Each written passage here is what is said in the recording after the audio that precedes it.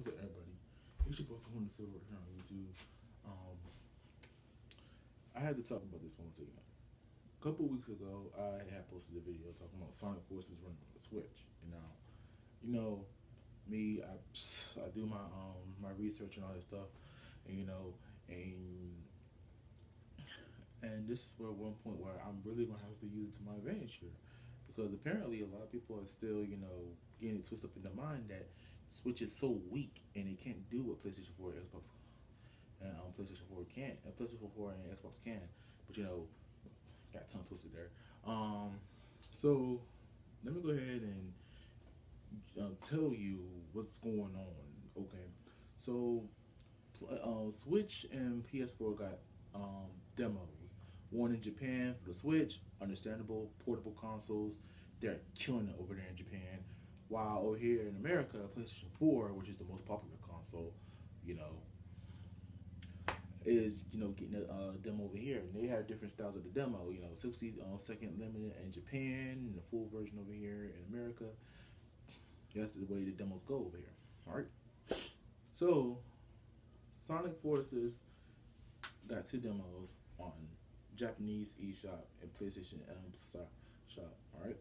So a Sonic fan, I ain't gonna say no names, decided to put up, what comparison videos of two demos, and because of this has sparked up a lot of talk about the power of the Switch and everything else, man. A lot of people saying, man, I can't play 30 frames per second Sonic, even though they was playing 30 frames per Sonic with the Hedgehog Engine 2. Does let me remind you of that. You was, and it was on Xbox 360 and PlayStation 3 and Wii, and y'all was playing this, no problems, had no problems. I don't know what's going on with this generation. Not that big of a deal. Again, 30 frames per second Sonic, it sits well with me as long as my game is stable and doesn't kill itself like Sonic Unleashed. But anywho, back to what I was saying.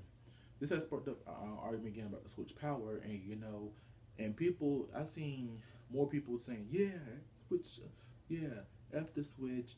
The Switch is so weak. In the comment section, it's more so cancerous. People just constantly attacking the Switch over, the spaceport stage.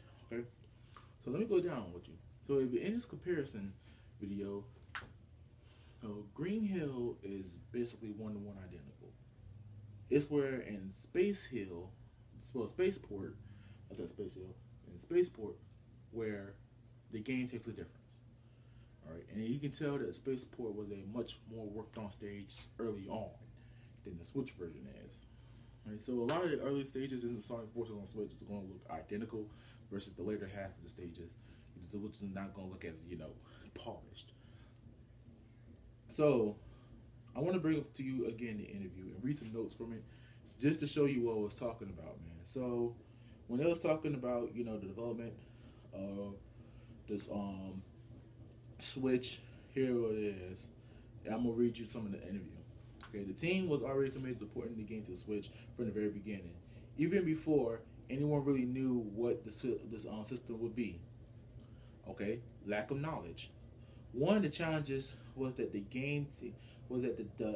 team had a deadline by which the game needed to be done. Sega typical, always using deadlines. They don't need them no more. It's causing problems.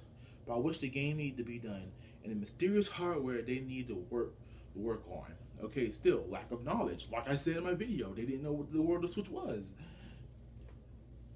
Development was aided to be used for the Hedgehog Engine 2. Okay, we know that the Hedgehog Engine 2 is on the Switch now. Okay, but we know it's not up to snuff like it should be. All right. This made working with the Switch much easier once they finally made aware of what the console actually was. The team had a lot of control on what the final game is going to look like, and they did their best to make sure that it had the same overall look and feel no matter the platform.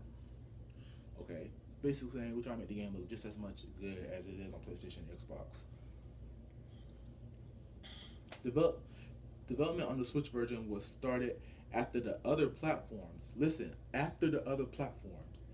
When PlayStation 4 and Xbox One were in the alpha stages.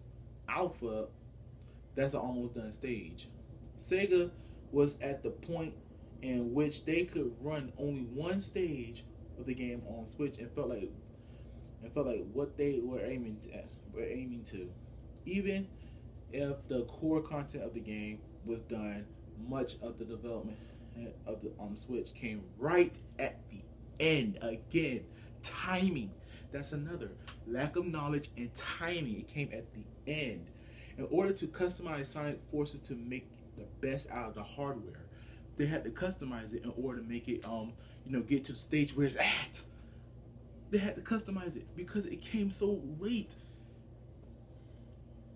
Even around the time at E3, development teams wasn't yet sure if they would make it in time. That means basically we're getting Sonic Forces rushed. Did you know that? We're getting Sonic Forces rushed. And I ain't reading you no lies, people, man. I ain't reading you no lies. This is coming from the source right here, and I'm reading. The use of their proprietary engine and having full control of it allowed them to really polish the game for the Switch during the final stages of development. The game was first developed on PC, and then the team made sure that it works well on all platforms. Having multiple platforms didn't bring many challenges to the workflow, but they had to match the performance of the Switch, so that required much dedicated tweaks. So, there you have it. The Switch version, everybody. The Switch version. Well, what can I say? I wasn't telling you no lies when I said this stuff. The Switch version didn't have as much time as PlayStation and Xbox version. So of course it wasn't going to be a good port. Of course it was going to be a polished one, but it wasn't going to be as graphically defined and have much time put into it. As you read, it was near the end of development of the other versions when the Switch versions came in. So of course the PlayStation 4 and Xbox One versions are going to be 60 frames per second and 1080p, while the Switch version is by default has to be at 720p, 30 frames per second, just to be out when the other systems come out. Now a lot of people are going to be saying, why can't Sega just delay the game?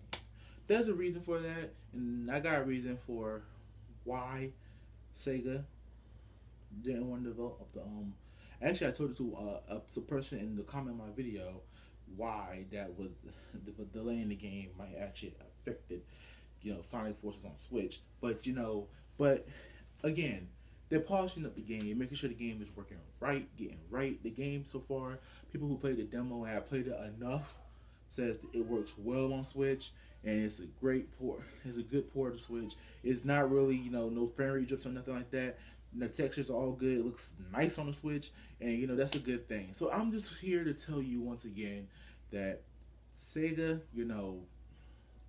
had told us it was for, and Sega said, "Hey, look, this is the final version of the Switch. This is the final version of the Switch version, and it was due to the lack of knowledge and timing." Again, I can assure you this is why the Switch version is the way it is. It's not a power thing, but they wasn't aware of the system, and they wasn't aware of they had a strict time limit on when the game had to be done. So that's the best I can tell you guys.